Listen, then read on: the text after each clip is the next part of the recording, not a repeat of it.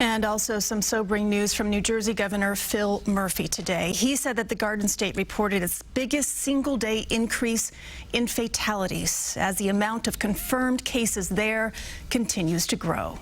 We are reporting today an additional 846 residents testing positive, bringing the statewide total to 3,675. I believe that means New Jersey is the #2 state in the nation, but I would also remind everybody that we have been aggressive and particularly of late in our testing regime, but that is a fact.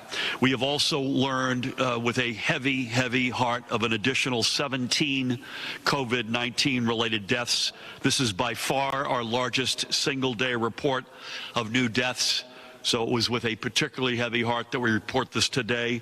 We have now lost 44 fellow New Jerseyans. Following on a very productive conversation with President Trump from yesterday, and again in a minute I'll go through some other conversations we've been having, we will soon receive a second shipment of sorely needed personal protective equipment, or PPE, from the national stockpile for our frontline medical personnel. Judy, correct me if I'm wrong, or Pat, an additional 200,000 plus N95 masks and more than 84,000 respirators, among other gear.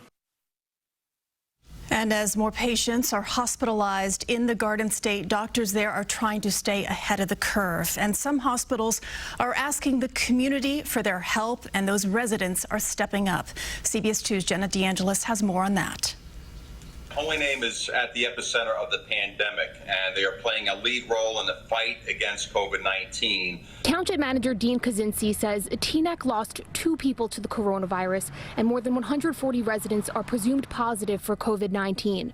A major concern is dwindling medical supplies to treat patients and the need for more staff at Holy Name Medical Center, where 80 people are being treated. Today, I'm actually in a bit of a crisis with nursing. So we are asking nurses to take care of more patients than we'd like them to take care of.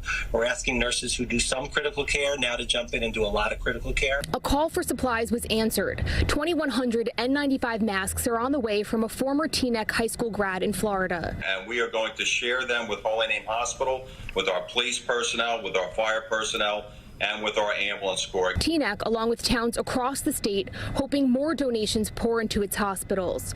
St. Peter's University Hospital in New Brunswick, currently caring for 11 COVID-19 patients, accepting donations of masks, safety goggles, and hand sanitizer, especially as officials warn hospitals will see more patients. New Jersey medical centers taking to Facebook in the national shortage of medical supplies. Valley Health System posting a plea. We need your help. It's collecting donations at the hospital in Ridgewood through a drop-off site at the front door. The community coming through with donations. But as the number of cases grows, so does the need for supplies and hospital beds statewide. University Medical Center has kind of almost overnight is turning med-surg units into ICUs in the most creative ways. The big issue is going to be material and the ability to continue to support our frontline caregivers. We'll find space. It's really more the supply chain and the human cost. Governor Murphy says the federal government has pledged support for 4 new FEMA field hospitals in New Jersey, along with a second installment of personal protective equipment. But the need for more continues. Officials encourage you donate to hospitals in any way that you can. Jenna DeAngelis, CBS 2 News.